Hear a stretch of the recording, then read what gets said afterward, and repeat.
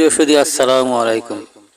জমিদার আমলের পুরাতন স্থাপত্য, হিন্দু স্থাপত্যের নিদর্শন, পুরাতন একটি শিব মন্দির যেটার অবস্থান বর্তমানে বাংলাদেশের বড়াইগ্রাম উপজেলার বড়াইগ্রাম ইউনিয়নের বাগডোব গ্রামে অবস্থিত। মুঘল আমল থেকে নবাবী আমল, তারপর ব্রিটিশ শাসন আমল, এরপর জমিদারি শাসনকাল। সেই পুরাতন যুগ থেকেই দেখা যায় বাংলার বা ভারতবর্ষের বিভিন্ন স্থানে পুরাতন ইতিহাস ঐতিহ্যের ভরপুর।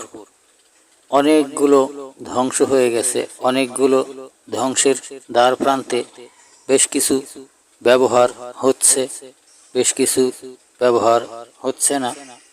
এরকম পুরাতন ঐতিহ্যবাহী মসজিদ, মন্দির বিভিন্ন জায়গায় দেখা যায়। সেরকমই একটি পুরাতন জমিদারি শিব মন্দির বর্তমানে পরিত্যক্ত অবস্থায় নাটোর জেলার বড়াইগ্রাম উপজেলার বড়াইগ্রাম ইউনিয়নের বাগডোব গ্রামে পরিত্যক্ত অবস্থায় পড়ে আছে। আপনারা দেখছেন এই মন্দিরটি আগাছায় ভরপুর হয়ে গেছে, ঝাড় জঙ্গল দিয়ে পুরো একবারে আচ্ছন্ন। এটা এখন আগাছার দখলে। নিদর্শন হিসেবে শুধুমাত্র এই একটি মন্দির আর সামনে বড় একটি পুকুরি দেখা যায়। এছাড়া এখানে আর জমিদারি শাসন আমলের কোনো কিছুই অবশিষ্ট নেই দেখার মতন। শুধুমাত্র পরিত্যক্ত অবস্থায় পড়ে আছে একটি শিব মন্দিরের ধ্বংসাবশেষ, যেটি এখন অত্যন্ত ভয়ঙ্কর সাপ বিচ্ছুর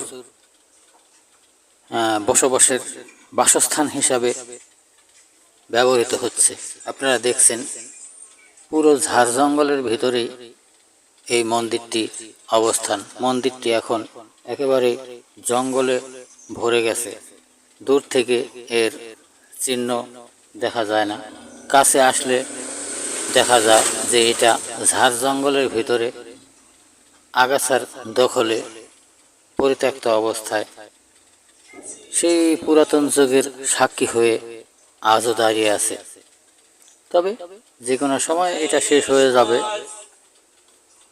এই স্মৃতি হয়তো বেশি দিন আর থাকবে না। আপনারা সামনে যে পুকুরটি দেখছেন এটাও সেই জমিদার আমলের পুকুর। অবশিষ্ট শুধু এই পুকুরটি আর এই শিব মন্দিরটি এখন বিদ্যমান।